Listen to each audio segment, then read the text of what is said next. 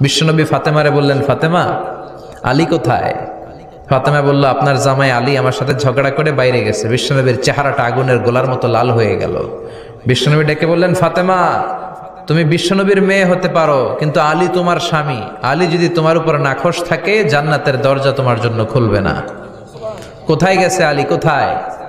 বললেন যে মসজিদে নববীতে গেছে। বিশ্বনবী যে দেখলেন বালির উপরে আলী শুয়ে আছে। বিশ্বনবী মজা করে ডাক দিলেন, ইয়া আবা তোরাব। তো এখন আলী ওঠে না, রাগ করে আসছে। বিশ্বনবী এদিক দিয়ে তাকায়, আলী ওইদিকে তাকায়। বিশ্বনবী ওদিকে আসলে আলী এদিকে তাকায়। মনে মনে করে, এতক্ষণ আপনার মাইয়াই গুতাইছে, এখন আপনি গুতাইতেছেন।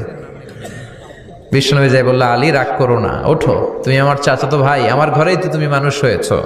ঘাপটি মেরে হাতটা ধরে টান দিলেন। সাইয়েদনা আলী উঠতে বাধ্য হলেন। বিশ্বনবী কারো হাত ধরে টান দিলে ওই লোক বসে থাকতে পারে? উঠে গেলেন, ঘরে নিয়ে আসলেন। নিয়ে এসে বিশ্বনবী খাটের মাঝখানে শুইলেন, ডান দিকে